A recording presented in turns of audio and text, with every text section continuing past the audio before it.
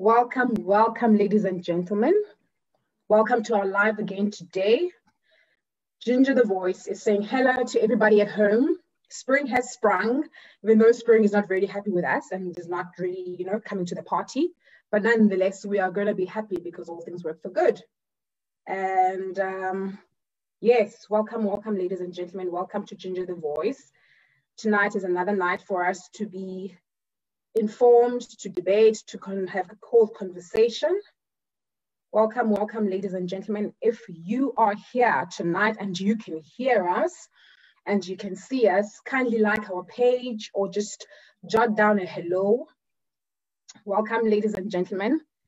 We are here in the midst of COVID-19. In the midst of actually load shedding. That's what I wanted to say. Load shedding is a big problem because it's back now.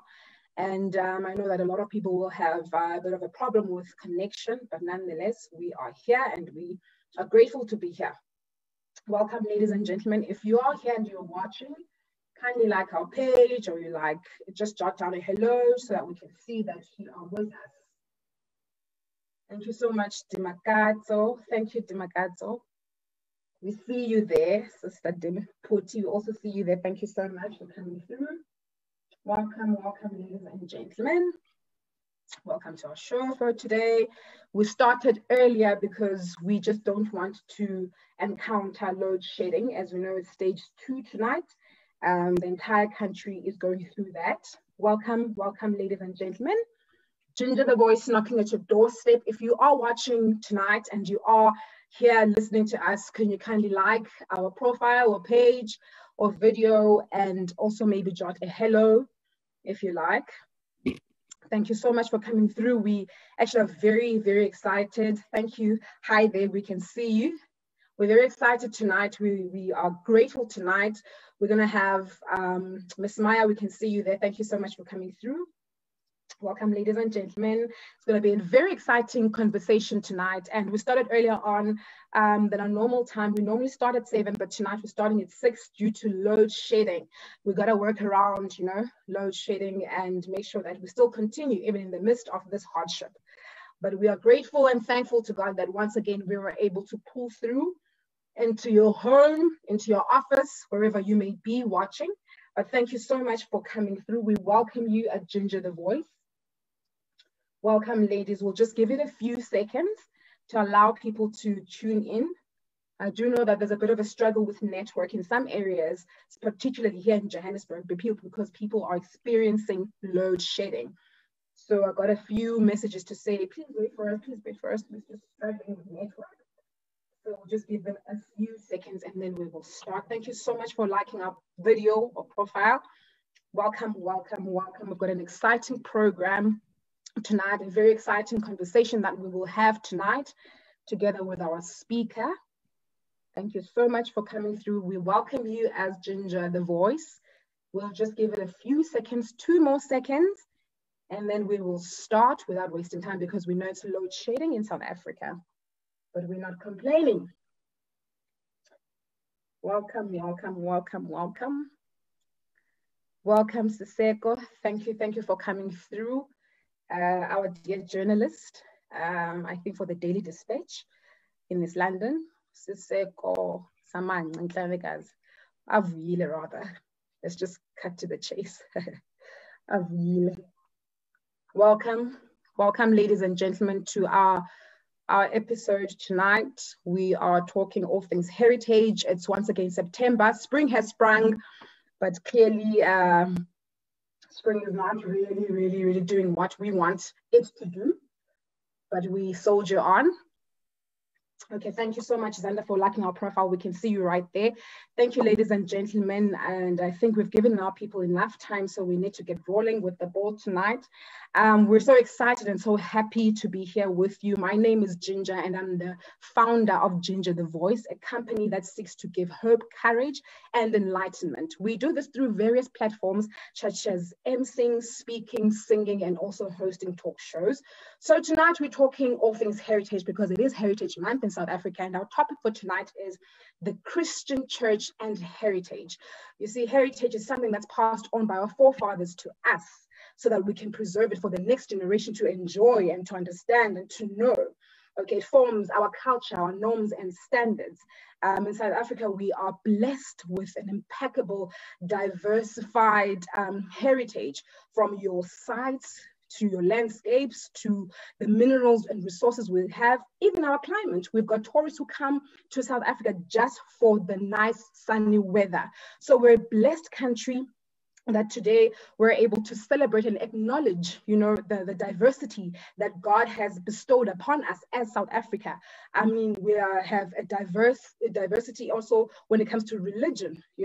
We're diversified when it comes to ethnic groups as well. So we quite truly are a rainbow nation. We've got a very rich heritage that we have as a country as a whole, and I dare to even say as a continent, as a whole African continent. So we're here today to talk about the intangible cultural heritage that we have. We do know that we've got the cultural heritage that you can see with the naked eye, and we've got what we call the intangible cultural heritage, which is more of the stories that are passed on to us by our forefathers, the knowledge that they pass it on to us, the spiritual part of it, the traditions as well that we partake as the different ethnic groups within our country in South Africa. We've got the way we do things, our norms and standards as a society that we follow. Okay, we don't follow it because we just know it, but we follow it because it has been passed on to us, and we've been told to treasure it, to preserve it, and pass it on to the next generation. So tonight we're going to have a chat about that, and we have in our midst a beautiful lady. We just want to apologize quickly for Lucas Ngosi. He was going to be part of this session tonight, but unfortunately, due to load shedding, you know what load shedding does? It just takes away your network as well. So he's experiencing a bit of a problem. But thank God for Gloria Ngosi, who's here tonight with us. She will be talking to us, conversating with us. And one of the reasons why we took her in is because what we're going to talk about is something that she's experienced on both sides. Growing up in a family where we believe, or where she was exposed to our traditions, as African people, as South African people, and in particular the Nguni culture as well. The rituals that we normally do.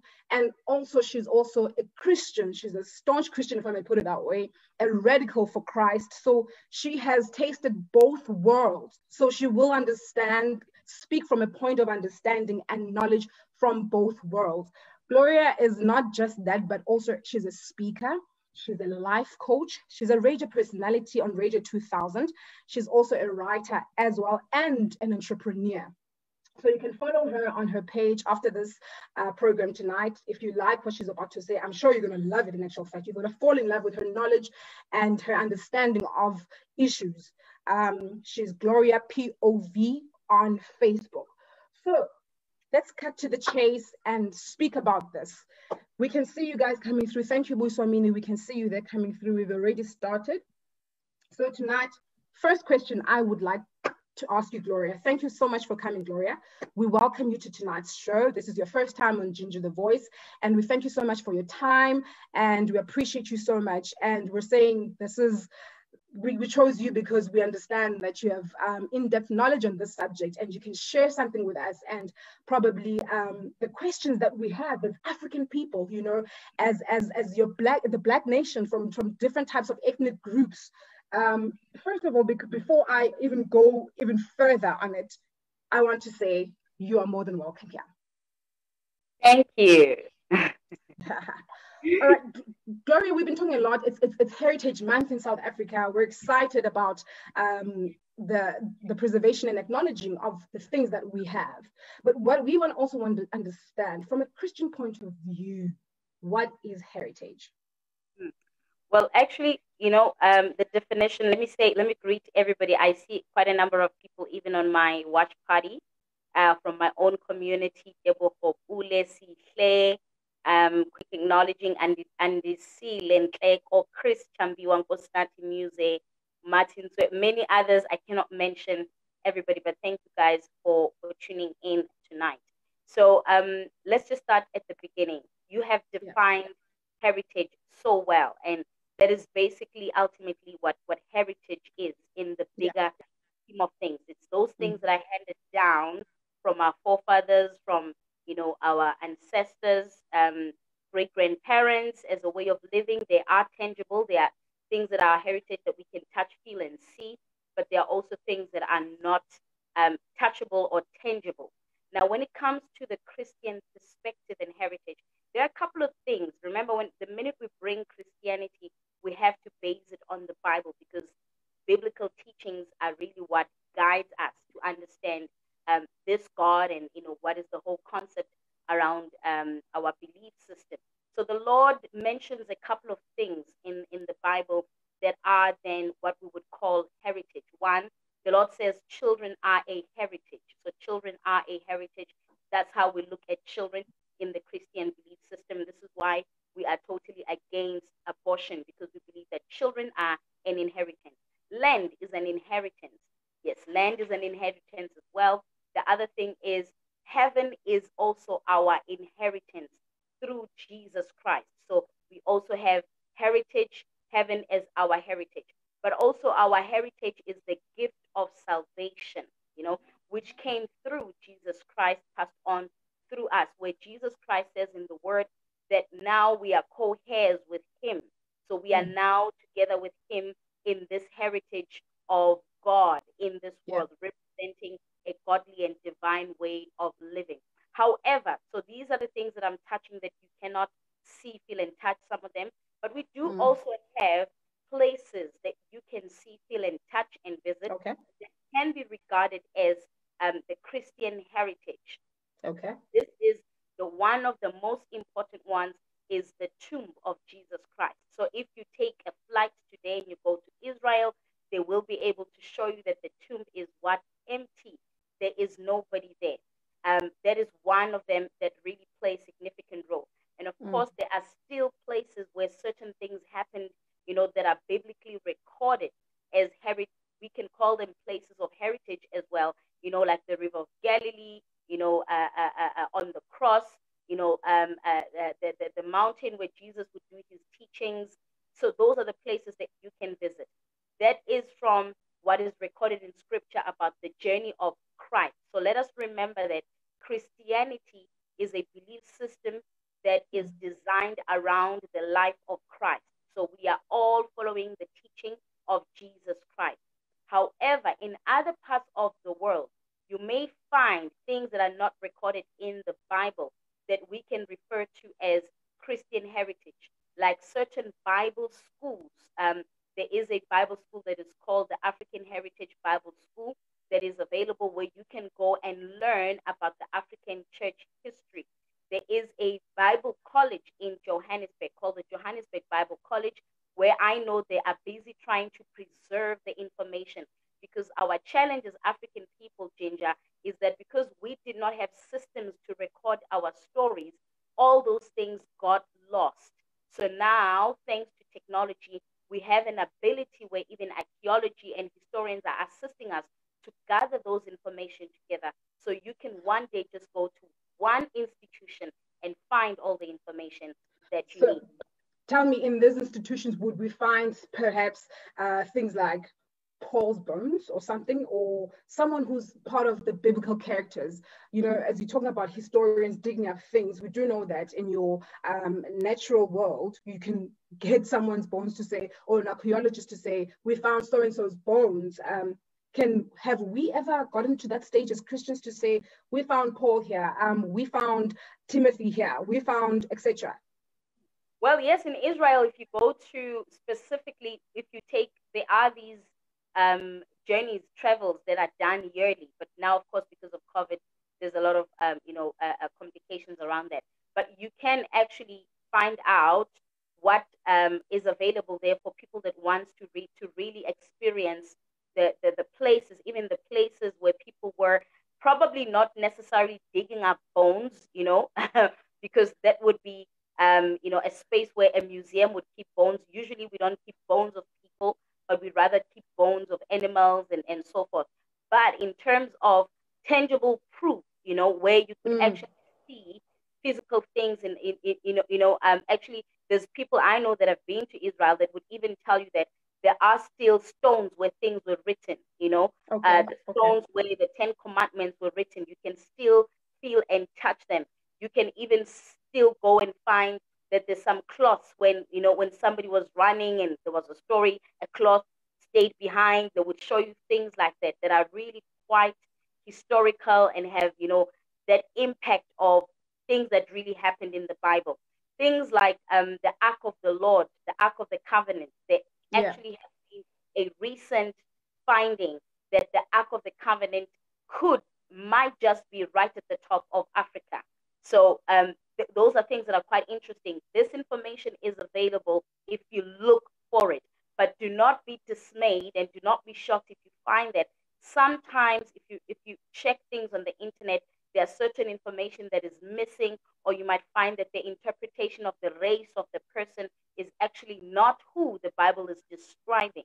Like people would say that the African person is not recorded in the Bible, and actually you will be shocked that when you read the book of Acts, those are African people. There's an Ethiopian that traveled and spoke to one of the disciples and said, I need somebody to assist me understand the scriptures better so I can go back home and give them an understanding. Even deeper than that.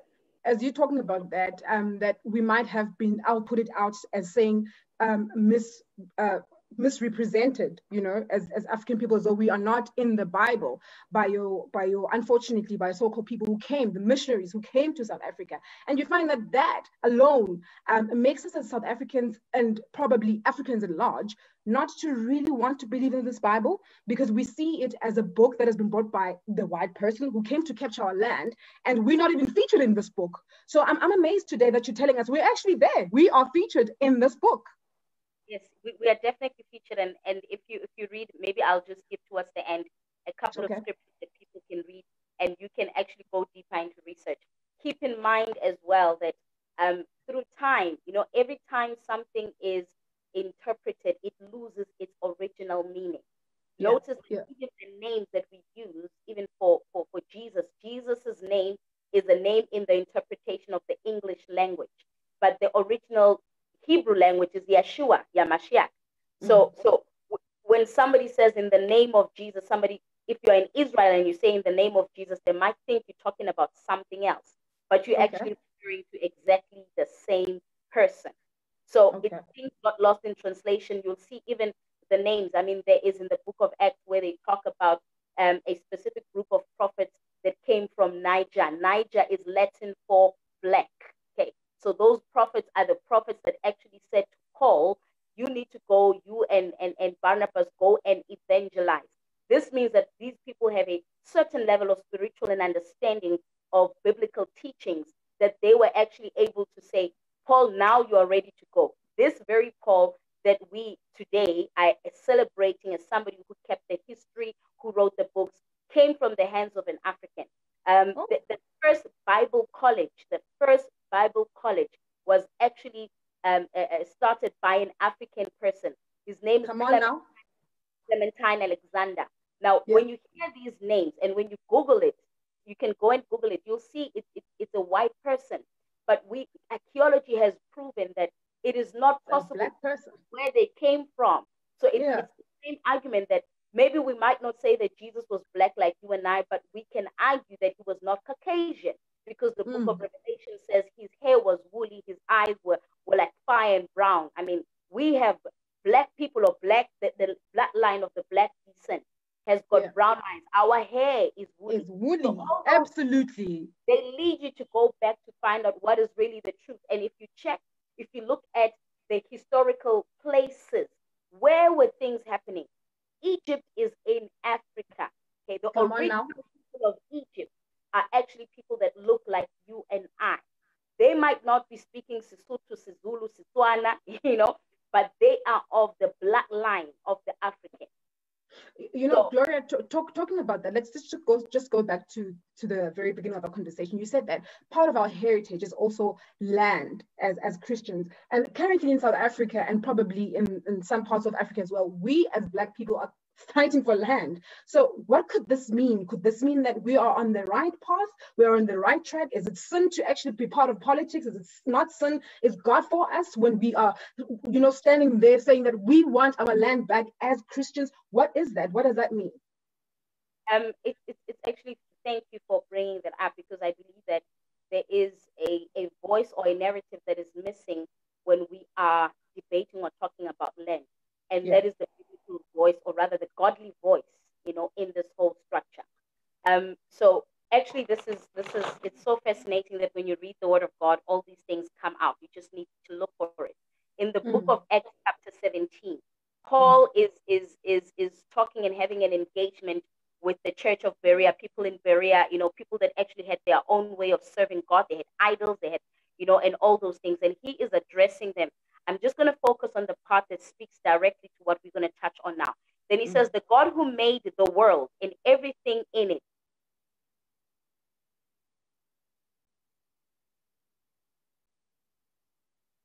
Are you there, Gloria? Hello? Gloria, are you there? Okay. It might just be network, ladies and gentlemen. She probably would come back. But this is interesting. Let's just give it a bit of a second to see if she will come back. Network does do this to us at some time, technology. Gloria, can you hear us? Hello? Can you hear us, Gloria? Hello? Okay, let me just try and give her, we lost her. We lost her there. Due to network, we lost her. Let's try getting her back, ladies and gentlemen. If you could just give us a few seconds, I'll try and get her back. She was still explaining to us, talking about all things heritage this month. We're talking about Christianity and heritage. We're talking about how do we then align all these things. So it's going to get interesting as we move forward. Kindly give us a few seconds. I think there's a network issue, as I've said before, that we are experiencing load shedding, and sometimes this happens because of load shedding. I am going to try and get her to come back. I am not going away, but I'm going to switch off my video. You will not be able to see me for like 2 seconds, but I am here. I'm not going to leave. And I ask you not to leave our page. We're going to come back just now shortly. Give us 2 seconds.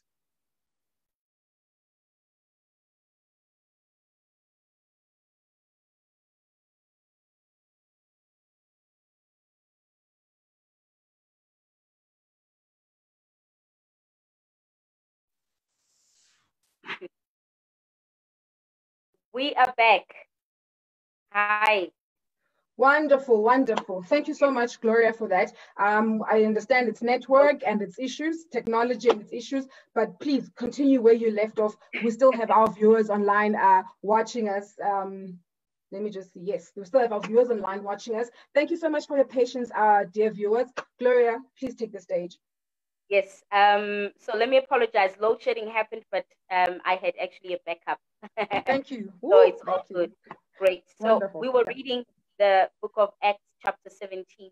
I think I was able to touch verse 24, 25. I was about to probably just go to 26. From one man he made all the nations that they should inhabit the whole earth. And he marked out their appointed times in history and the boundaries of their lands. God did so that they would seek him and perhaps reach out for him and find him, though he is not far from any one of us. For in him we live and move and have our being. So this is why it's important to read scripture, because this is where we find biblical truth. So what we notice here about the issue around land is that it is God, first of all, this whole land belongs to God. Okay. The land belongs to the Lord. So God, after he created us, he placed us, with these boundaries that these people would belong here, those people belong there. This is why land is an inheritance. It is handed us over to steward it from God. Now, when the oppressor, the colonizers came and they took away the land, guess what they did? They actually abused the Bible and used the Bible as to say, every part of the land where your souls will step, it will be your land. forgetting that the land that is given to you is the land where there is no occupation. So we were given this land as an inheritance as per the scriptures of God after we have been created. So pursuing the issues around land, it is actually quite a biblical principle. The Lord says to the children of Israel, go to the land that I've given to your forefathers. This land of Africa was given to us by God to our forefathers. So it is rightfully our land. This is where, however, where we are maybe just missing the mark. It is when we want to get it back, using forceful and probably violence or any techniques that could be ungodly. And this is where we need a voice from the church, where the church is saying, this is the best way to do it. Can I share with you something that actually happened practically right here in our country? So yes. Former President Thabo Mbeki was given a speech in one of these debates, and he says, we actually are not really quite sure. We don't have a solution on how we're going to do this, because they actually did it and they brought in a man of God, a bishop, to come and mediate between the farm owners, the Afrikaners, and the South African Black people who actually owned the land. Rightfully, the land belonged to them. And he says, okay, everything was done. There was an exchange of money and everything was settled and the people went to their land. Now he says this is what happened. Now the people now own the land on their own, and guess what? They started to be violent with one another. The people have been handed over the land. And immediately when Thabo Mbeki said that, I knew that the solution, the political solution, is just a part of it. So the deep biblical solution would be a lot of teaching in terms of how it is that we're supposed to steward the land. After you get the land, what do you do with it? A lot of reconciliation, a lot of repentance needs to come, even for those who are withholding the land.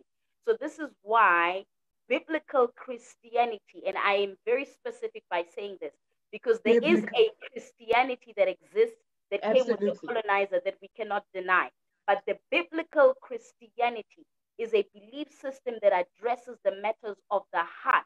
We don't need to go far to know that the heart of a man is desperately wicked, and nothing but the gospel of Jesus Christ can help the human heart. So our biggest problems actually are a heart matter, more than the fact that somebody wants to be rich, somebody wants land. It is the issue of the heart. If the heart is in the right place, then the human being is able to operate in the godly rhythm that the Lord has given to them. So it has to start just to catch you there, you reminded me of exactly what Dr. Pearl Cooper always speaks about, that we can come with all kinds of ways of, resuscitating our situation and redressing the imbalances of the past. But if we don't put God in it, if we don't put, as you say, biblical principles to it, because it is Jesus who transforms the heart of a person, then we will fail. She keeps on saying, listen, there are a lot of strategies that are put out there by the government, for example, for the GBV.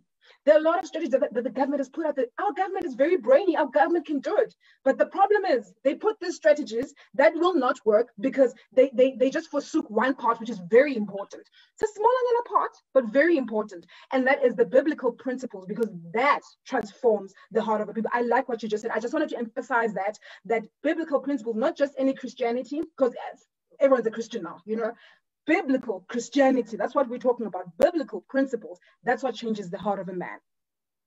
Indeed. So maybe just to close off the issue about land is that and we need to also appreciate the fact that God works through a human being. So it is God who will work through the people. So the right people that are in the right positions, that are able to articulate the will of God.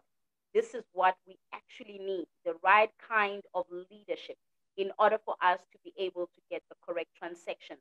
However, we have seen in other parts of the continent where there's been land grabs and, there was a high level of bloodshed. Just our neighbors in Zimbabwe, when they actually took back their land, it was blood everywhere. Some of them even our own African people, the original people of Zimbabwe would tell you, just how traumatic it was. And this is because these things are done with only, an understanding of the human solution. Human solutions are very limited. And number two, human solutions will always have loopholes. Why? Simply because the human being is a fallen man. Even the ones that are born again, that are tongue speaking, spirit filled, we need to constantly submit ourselves to the will of God. And this is what makes us different from the rest. But if you remove Christ from our lives, we are exactly as corrupt as them. We are exactly as greedy as them because of the nature that we are born into. I like what you just said. Now, even Christ says in his word that without him, we are actually nothing. So we cannot be righteous without him. We cannot do the right thing without him. So Gloria, tell us, as we go back to our main topic, which is heritage. Earlier on, I did say that heritage, we're going to talk about the intangible, cultural heritage. Do we as Christians, do Christians have a culture? I do know that Bengunis have their own culture, and even to narrow it down a little bit, your Xhosa people have their culture, isiZulu people have got their culture, Mapedi, Masotho have got their own culture. What is then the culture of Christianity? What are the norms and the standards that you can perhaps share with us today? Do we have a culture as a Christian community, and what is it? And where do we get our culture from? Yes, it's really great that we're talking at a time where there's even an uprise of a movement, and they come through songs called Jesus culture. So the culture of Christians is the Jesus culture.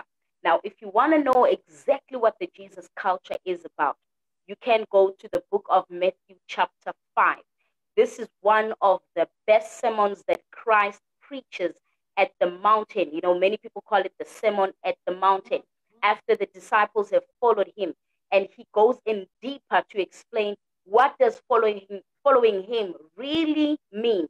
And you will see that, it is so Christ, takes away all this fallacy, this, hullabaloo that we think Christianity is about. And he shows us that the ultimate of Christianity is for us to be able to relate with God, have a relationship with God as a father. But also, the Jesus culture is about us as humanity being able to live with one another. I'll just take out just maybe one example from, this is a whole book that Jesus teaches, which is definitely what the Jesus culture is about. He says in the book of Matthew chapter 5, I think we can take it from 15, 16, but please go home and actually read it. He says, the old law says, I'll read chapter 21. You have heard what was said. People long ago told you, do not murder. Remember, this is coming from the 10 Commandments. And he says, and anyone who murders will be subject to judgment. But he says, but I tell you that anyone who is angry with his brother will be subject to judgment. So he's saying, don't just say, I did not kill, so I did not sin. But he's saying, go deeper. Do not be angry with your brother. So if you show that lifestyle, that culture, that is the Jesus culture. He even says, you have heard them saying that do not fornicate, do not commit adultery. But I say to you, do not look at a woman lustfully. You see, this is a higher call, a higher level than just keeping the 10 Commandments. And this is actually it's designed in a way that we are able to live with each other in harmony. There's things like that he says that before you before you leave a gift at the altar, first be reconciled with your brother, before you offer the gift, meaning that you should not be harboring grudges. So that is the Jesus culture. There are so many things that Jesus gives as a direction. There are things that he says like, if a man hits you on one side of the cheek, give him the other cheek, meaning that do not seek revenge, do not seek revenge. So there's a lot of things that we can define as the Jesus culture that Jesus actually teaches about in the Word of God. Okay. So earlier on, we also spoke about, we touched on the missionaries coming to our land and misrepresenting the word of God, which is the Bible. So we felt that they come here to stop us from doing our rituals, things that we're used to, things that our heritage, things that we want to preserve because our forefathers gave them to us. I'll take, for example, where I come from the Xhosa or Amahlubi tribe, where we will, if I buy a new car today, I need to go home so that my grandfather and my father and my uncles, they slaughter a cow or a goat, and blood must be shed so that we can talk to our ancestors and say, dear Khadebe, right now I've got a new car. I bought myself a Mercedes-Benz. I stay in Joburg, and now can you please protect my car from any accidents or from any bad luck, from theft and everything else. So now the Bible came through, and the preaching that we all know, especially by more of your charismatic / Pentecostal churches, they preach against such rituals, which we as African people, which we as your ethnic groups within South Africa, like your Xhosas and your Zulus, take and preserve them and love them and embrace them because they were given to us by our forefathers. Then boom, comes a preacher standing in the middle of the street telling me that I cannot perform these rituals anymore. Even when it comes to circumcision, I'm not allowed now anymore to spill a bit of alcohol on the ground and talk to my ancestors, dedicating the child who's being circumcised to my ancestors. What is the issue around that and Christianity? Can I be a Christian, a biblical based Christian, and still perform such rituals and still want to preserve my heritage? Is it possible that we can work hand in hand together with the Christian heritage and my rituals as an African person? Very good question. So I think we need to probably take it a step back so that we first understand what is biblical Christianity advising about certain practices. In the very same book that I read, in Matthew chapter 5, Jesus actually says, I did not come to abolish your heritage or your way of life, your culture, but he says, I have come to add on top of it. Now, this is what Christ was literally saying, that we have had a way of living, a way of life that is still, that is not offensive to God. Now, here's the thing: the fine line between the African traditional practices and what the Bible stands for. The fine line is one. The biblical teachings say that there's only one mediator between God and man. That mediator is Jesus Christ. Now, when it comes to the heritage side, which brings us also the African traditional practices, African people have always known about God. So without even proof, even before we read the Bible, intuitively, we knew. We didn't prove it. We didn't know how to prove it. How do we know that African people always knew about a God? It is because the name God Umveli Nqangi is available in our vocabulary for many, many, many, many years, even before colonization. And this is how we are able to trace heritage, is through language. Now, the challenge came in, or the challenge is that if there's only one mediator between God and man, which is Jesus Christ, this means that for people to go through God, they need to go through Jesus Christ. The African traditions, some of the African traditions, traditional practices, and not everything African is an offensive practice in the eyes of God. Not everything that we do as African people is an offense. Okay. The only ones that are offensive in the eyes of God are the ones that seek to bring in a mediator, which is not Jesus Christ. So African peoples believe in this structure. One, African people believe that in order to go through God, there needs to be a guru or a prophet. This is why in our church spaces, you would find that there is Ubabu Shembe, who would be considered a prophet for the Zulu nation. There would be Ntateli Khanyane, who's considered the prophet for ideally, the Pedi speaking people, although we do see that, there's always diversity in those spaces. Yes. However, so that's the first part. African people believing that there is a special person who is born amongst us, who is flesh and blood like you and I, who meditates on our behalf. Now, the issue with that practice is that this very person whom we call a mediator, whom we want to believe is the mediator between us and God, is fallen like you and I. Okay, so they also have jealousy in their hearts. They also have issues in their hearts that they need help with. So they cannot be fair in their leadership. They cannot be fair even in their judgment. Even their spiritual leadership might not be as godly as it should be, simply because this is a human being. So this is where we fall short. The other way that African people, seem to engage with God is through what we call mediums. The mediums would be inyanga, sangoma, the people that stand in between. But those people also go through another channel, which is known as the ancestors, those who lived and died, and therefore are believed to be at a position of power and closer to God. Here is another issue with that. The very same people whom we are calling on to help us, whom we are calling on to bless us, were just human beings like you and I. They were just mortal like you and I. So they don't have the power or the capacity to do that which we are expecting God to do on our behalf. The mediator who is now between us, so it's the mediator and the ancestors on the other side, and it's us on the other side. I'll tell you just, a very fascinating story of what happened one time. So in my family growing up, we used to, consult a lot through the mediators. And what the mediator would do is many times they would either speak to a bone or put something in the ear to hear what is being said on the other side of the world. And this one time, this mediator was saying, listen, I'm hearing Abokoko, they are saying that there's a lot of money in this family. There's a lot of money. You guys have a lot of money, and we're all excited, And she's saying, yes, Koko, is the money there? Yes, yes, yes. And then the mediator changes the tone and says, so Koko, you're saying they must first give me the money they have now in order for them to access the money that you have for them.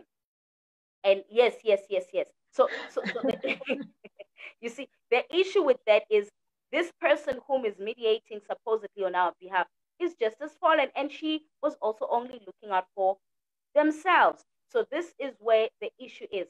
The issue is when there is another God or a form of a God that takes the place of God in your life.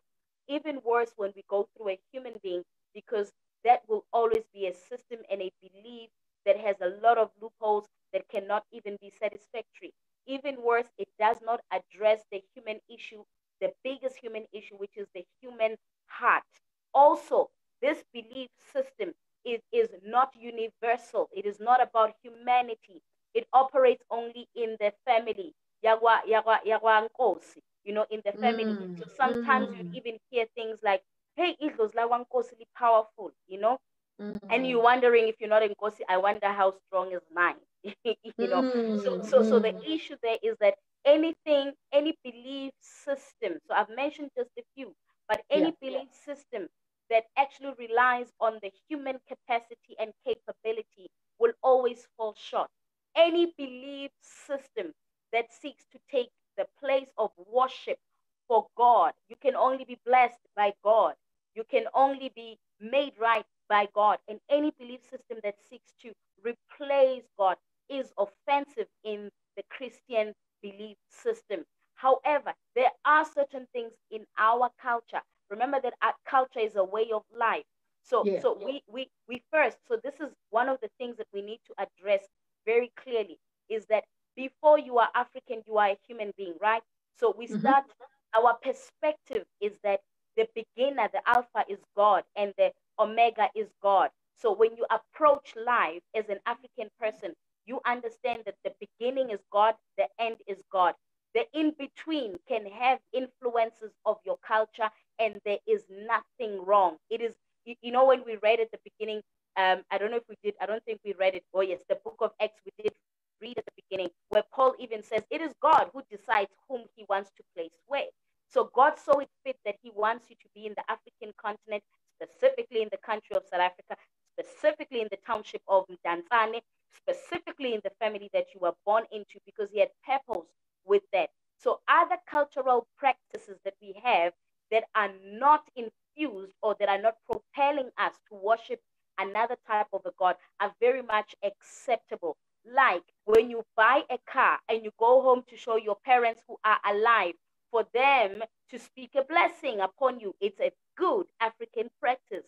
When you're about to get married, you go and your uncles and the other side of the paternal, maternal families come together. It is a fantastic African practice. Now, also be aware that other cultural practices have changed in time. And some of them, we have had to look at them and actually check, are they beneficial for who we are today? Are they still being practiced for what they were? Have they also lost meaning in time? That is a personal decision that you would have to make. Hopefully, when you are reading more and understanding the Jesus culture, it will help you to discern, to decide for yourself. You know, there are people who have decided as families that they no longer want lobola paid. You know why? Not that lobola is a bad concept, but it's because certain families believe that some of the issues people have in their marriages could stem from the issues of the wrong negotiations that happened between the two families. So that because is just to cut you there. Just to cut you there, Gloria, lobola is in the Bible in any case, so it can't be bad. It's not sin. The actual gesture of lobola is in the Bible. When we read the Old Testament, we find it there. Well, the Jewish culture practices it differently from us, but the concept is the same. So I'm using lobola as an example that if you feel in this day and age it doesn't work for you, it doesn't make you ungodly, it doesn't make you, anti your culture or anti-heritage. It is because culture changes in different dispensation and it looks differently. So you need to decide if it is still beneficial. There are many concepts that have been changed, like ukutwala. Ukutwala was not meant to, it was not a process where a woman would be forcefully moved from her family. Ukutwala was actually, the families would come and meet before, and the boy would come and say, I actually like your daughter. And they would say, okay, we're going to arrange for you to have a conversation with her. But the process was not to remove you from your family forcefully. But we know that it has been practiced in many cultures as a forceful practice where a woman would be moved from a family forcefully, some even children. So again, this is the thing, the point that we need to understand. Any system that is designed by humanity will always have loopholes. Absolutely. Gloria, coming back to you saying that, then the main thing is to make sure that whatever we practice as Ngunis, as Abapedi, as your South African people, and preserving our heritage that was given us by our forefathers, it must not be sort of like a mediator between us and God, because we already have a mediator who's Jesus Christ. Now tell me, there are a lot of people out there whom I would hear saying that, my grandfather passed away 2 or 3 years ago, visited me in the dream. Then what do we say then as Christians? Was that the grandfather? Was that a demon? Probably coming in the shape and form of the grandfather. What is the grandfather really speaking to the person? Can dead people communicate with us? Is it possible? And if they do, is then that taken as a demonic thing according to the biblical heritage and culture? How do we then merge these two? Because you do get people who genuinely say, I love God, I love Jesus, I believe in him, but I continuously have these dreams when my grandfather comes to visit me. Then what do we say? What does the Bible have to say with that? What does the culture of the Bible have to say when it comes to that situation? Right. So let us keep in mind as we dig deep into this, that in the world that we live in, there's two powers that operate. There's the godly power, and there's obviously the evil powers that also do operate. And many times what we see happening is the kingdom of darkness, the evil powers are actually they're not creators. The enemy cannot create. So what he does is he imitates. So the things that are used as channels, as principles, as tools in the kingdom of God, you would see that they are perverted, manipulated, and they actually look similar if you think about it. So yes, God does communicate with us through dreams. And because you cannot with your mind conceive an image of God, sometimes the Lord may use a face of a person that you are familiar to bring a message. That distinction is, what is the message directing you to do? What is it that you are being told in this dream? I'll give you a very practical example. I lost my mom when I was very young. I had a dream about her.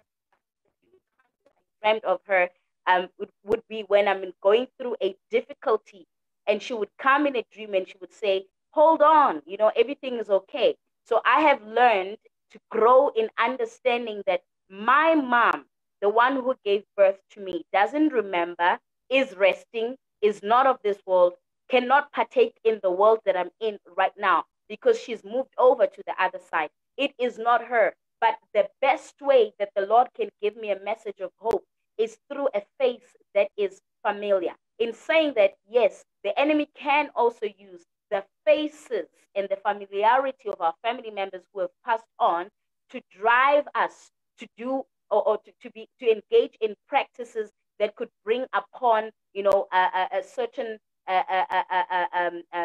things upon ourselves without us even knowing, even though we think genuinely this is my mom.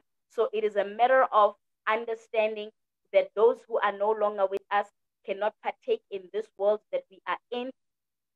God can talk to us through a dream and probably using a familiar face so that it is easy for you to conceive, accept, and understand. So it's important to find out what is the underlying message in the dream. Okay, so it's not necessarily for us as Christians to run and say, oh, that's demons, let's pray those demons out of your life. That's the devil attacking you. It could be that God is using this person to speak through you, but what's important is what is this person saying?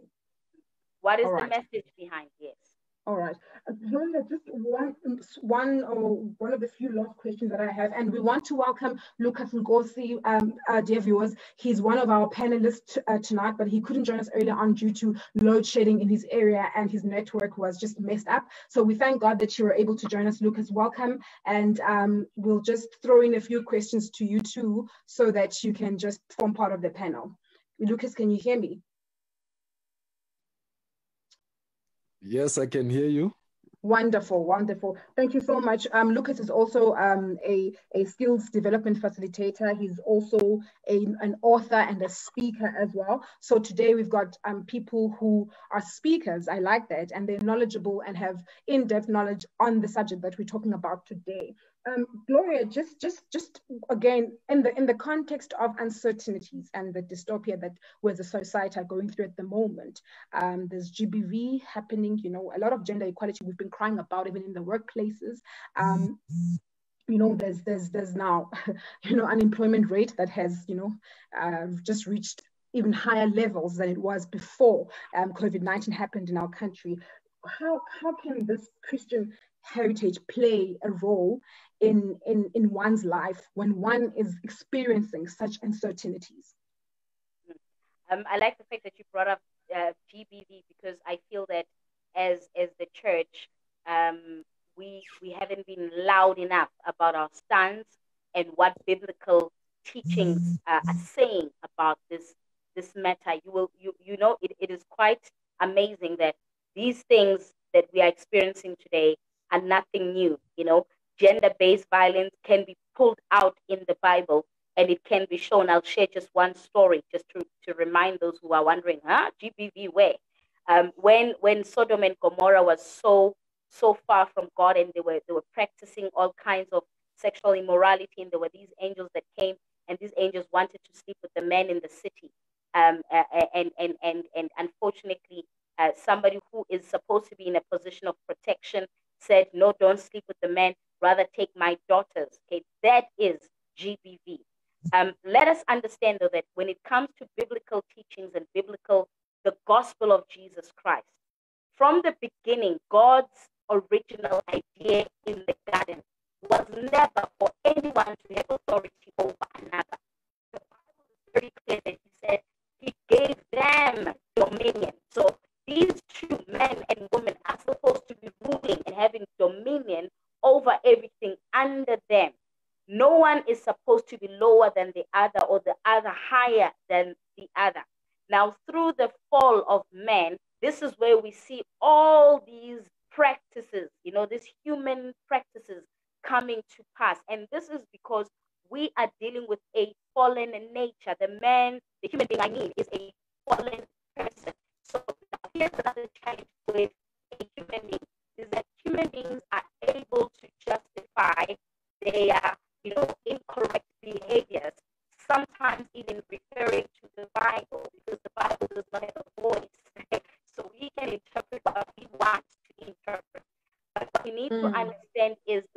God is very clear that no one has authority over another. In fact, we are meant to dominate the earth as men and women. Now, people often would misquote a teaching, or rather a letter written by Paul to a certain church. And one of the things that are in error that we need to look out for is when people just take two lines from the Bible and just say, this is what was written. So if it is in the Bible, it means it must be done. Listen, there's slavery in the Bible. Just because there's slavery in the Bible doesn't justify the practice. And also keep in mind that the context of scripture depends on what was happening in that dispensation. So particularly to the specific church that received this letter, we know that what was happening there was a lot of chaos, disorder. And so Paul says, for the sake of order, may I ask that if any of you women have an issue, go through your husband so that this can be deliberated in a much more structured and an honorable way. Proof that God is for both genders is that God raised a judge by the name of Deborah in a dispensation that was patriarchal. I can imagine there were people who were denying it. People who were saying we cannot be led by a woman. But because God is God, Deborah became one of our judges, and she did an awesome job. So when it comes to GBV, that is the stance of the biblical Christianity. Maybe let me allow Lucas to come in and address the uncertainty just because of time. Lucas, can you hear us? Hello? Hello? Yes, Lucas. Yeah, What's your take on this? Yeah. No, my take on this is basically that, God created, from the beginning, in his mind, before confusion of the fall, God created men and women because he had a mission with their lives. And as far as, culture and heritage, because heritage speaks more of legacy that has been passed on, and culture speaks of the way of life.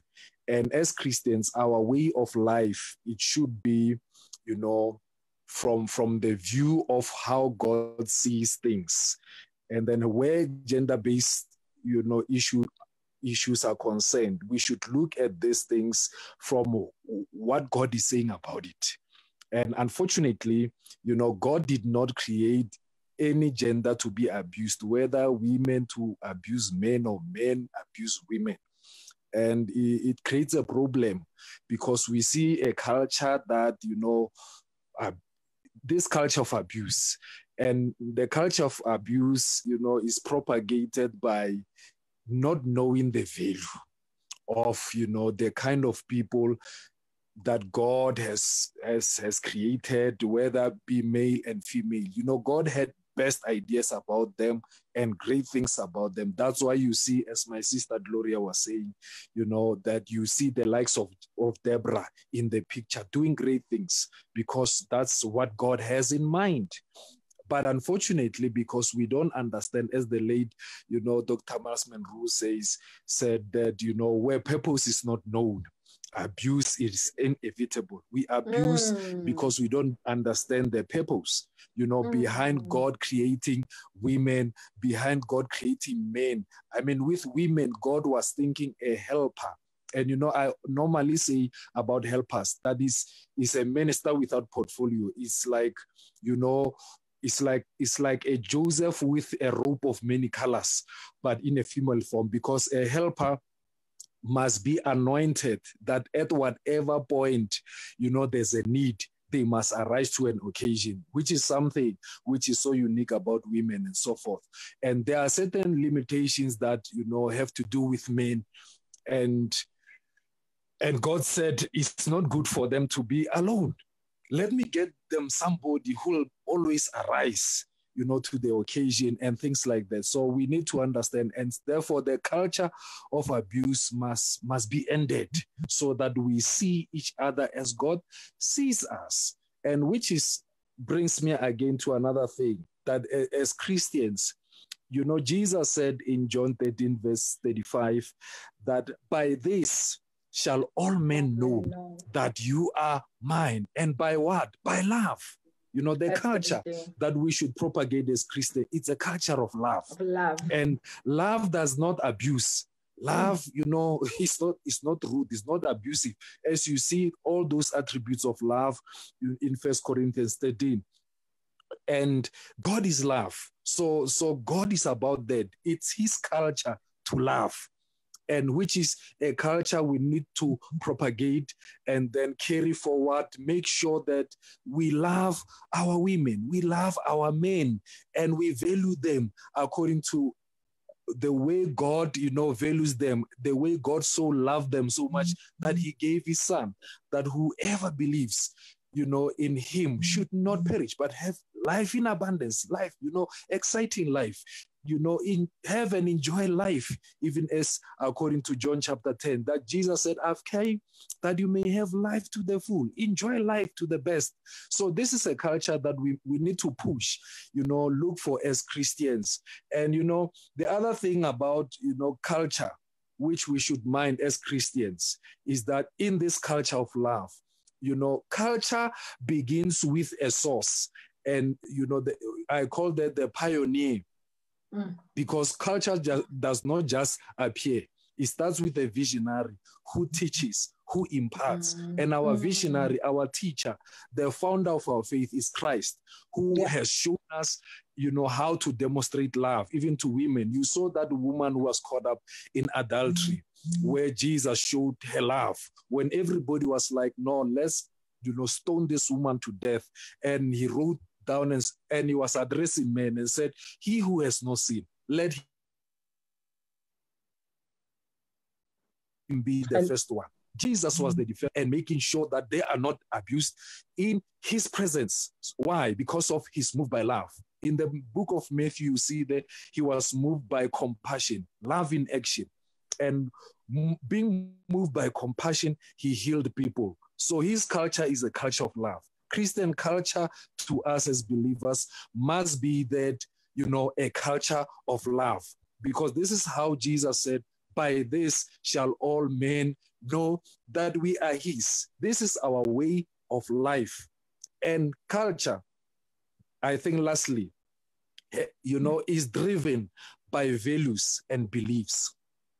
You know, the God who is love, his name is love, his culture is love.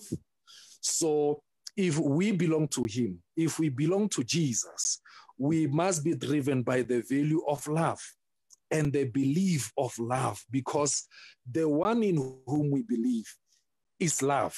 So it's love all the way. And you know, the book of James says something interesting again. It says, you know, faith without actions is dead. Show me your faith, you know, without works, and I will show you mine with works.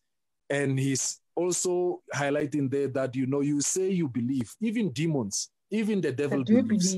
Yeah, but now, if there's something unique that needs to be revealed, show it in action.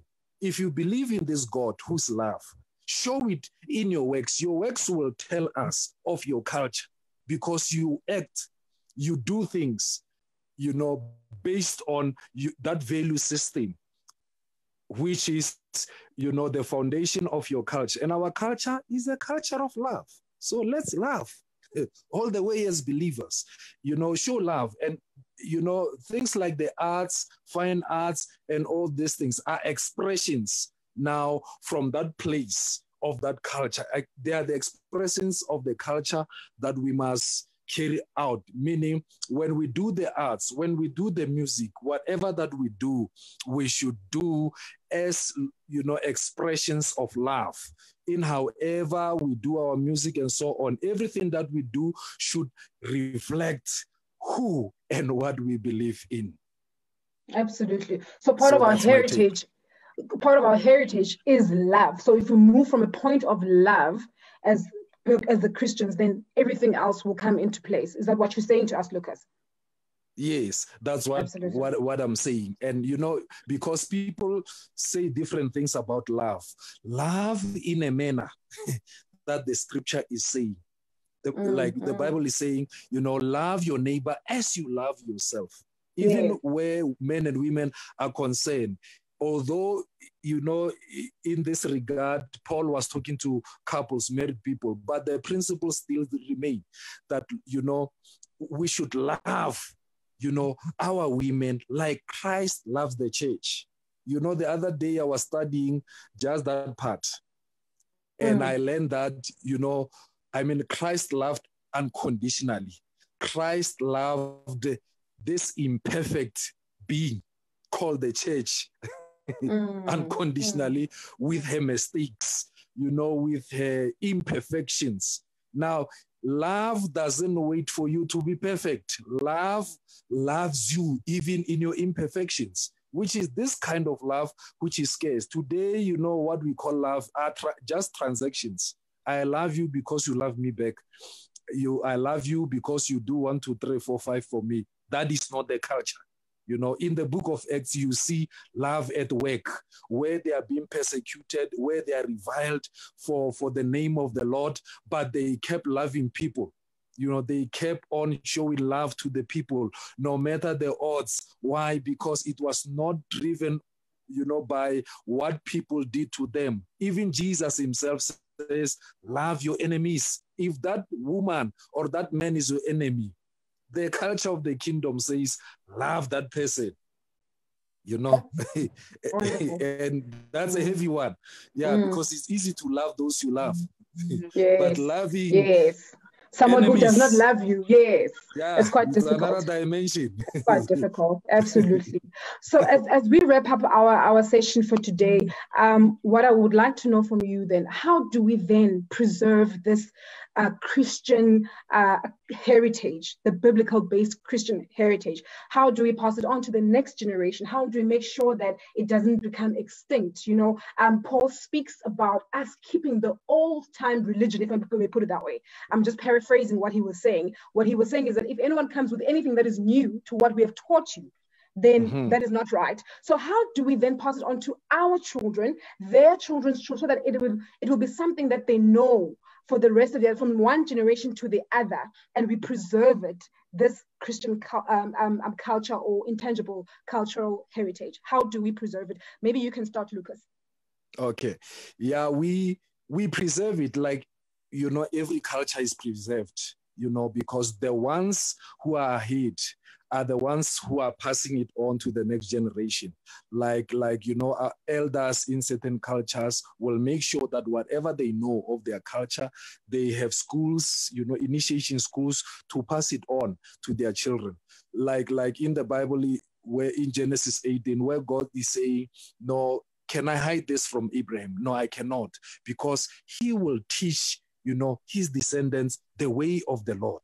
Even Jesus said it, that teaching them to observe all that I've commanded you, meaning pass this culture, whatever that I have taught you as Jesus, make sure that you disciple nations into it, teach them to observe it. Even the Apostle Paul in 2 Timothy 2, he's saying, the things that you've learned from me, addressing Timothy, make sure that you pass them on, teach them on to the next generation, to others who will be able to pass them further.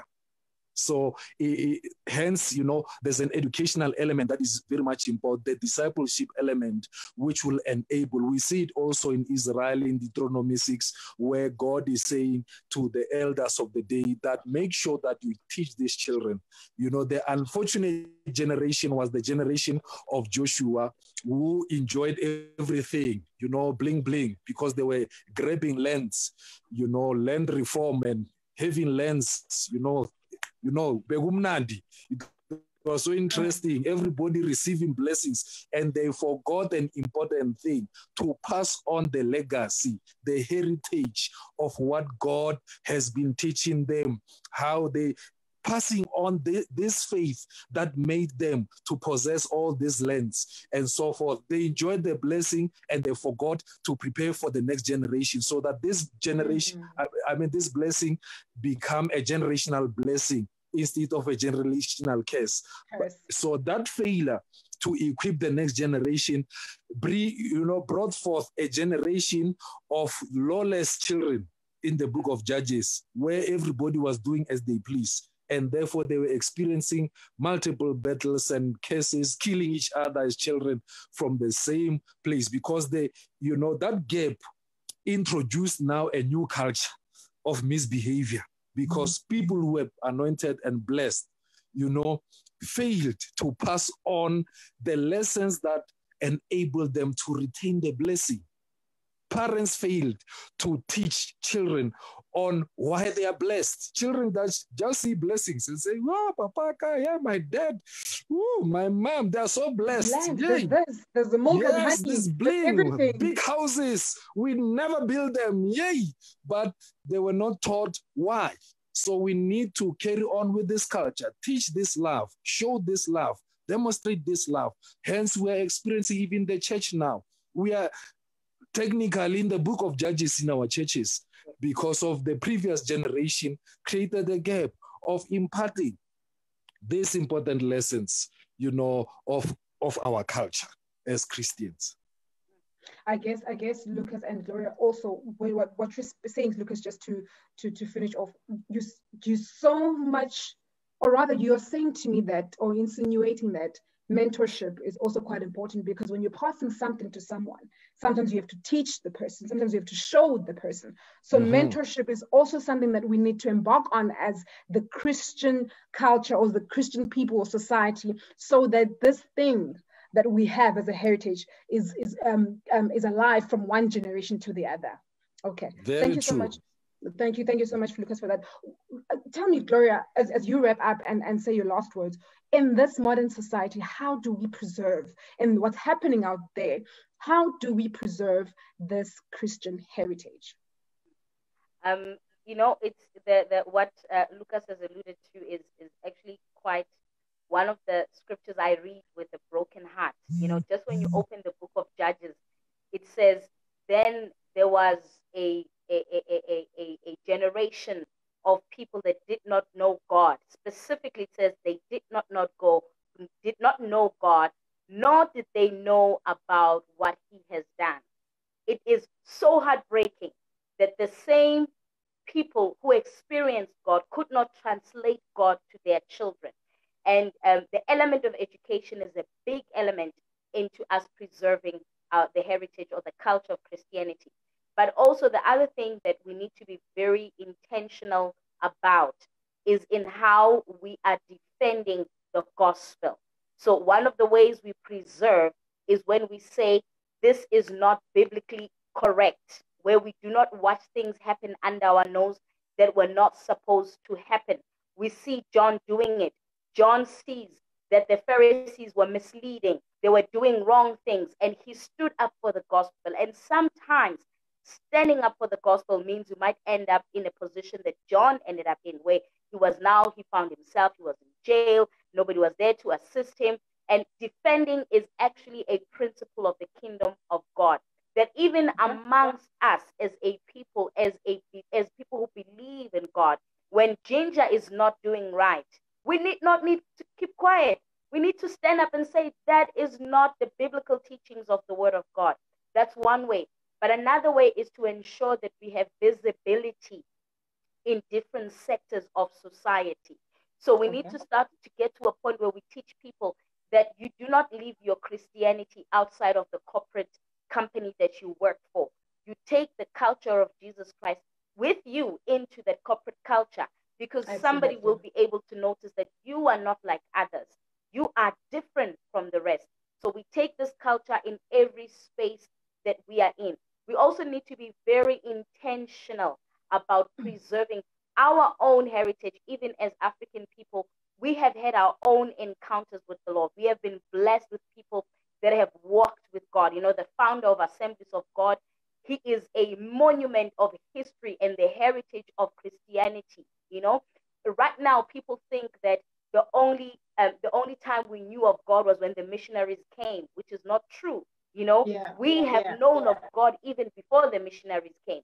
Many people think that we are only just practicing this Western culture, and it is because we have let go of powerful testimonies of men and women of God who have actually been involved in church history, you know, where we have our own. I mean, I'll mention just one woman, Umamushalo Matleke, that many people know her from as a political face. But little do people know that he was the first woman on the African continent to start a Christian women organization.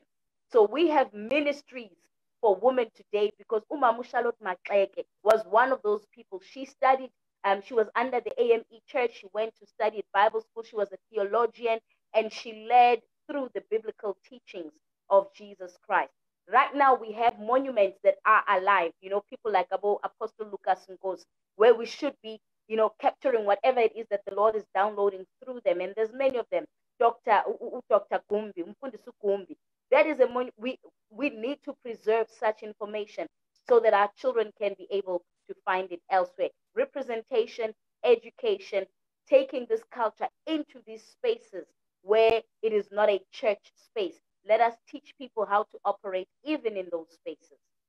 Wow. Wow, thank you so much, Lucas and Gloria.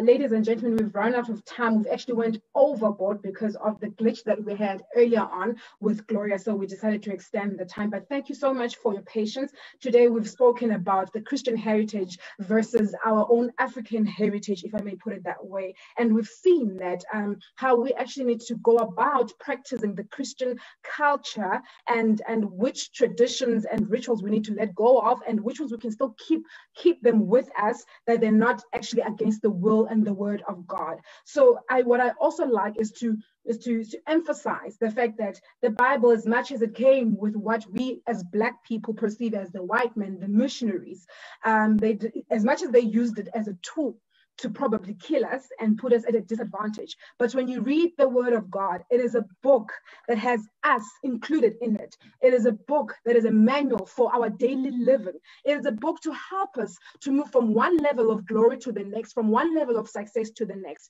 And the church and the Christian culture is based on love. If only we could open our hearts, if only we could open our minds and start reading the word of God. Stop relying on pastors who preach on the pulpit. Have time with him who has called you. Read the Bible, open the Bible for yourself. So we thank you so much for coming through today. We truly, truly appreciate you watching us. And I hope that you've learned a lot today, that God is for you. Jesus loves you. He wants you. He needs you he needs you to establish that relationship with him. Be safe, and remember, COVID-19 has not come to an end, but right now we're on level 2. Everyone just does whatever they want to do, but keep safe, wear those masks, and do use that sanitizer, and stay at home as much as you can. Have a great evening. Thank you so much for coming through, and good night.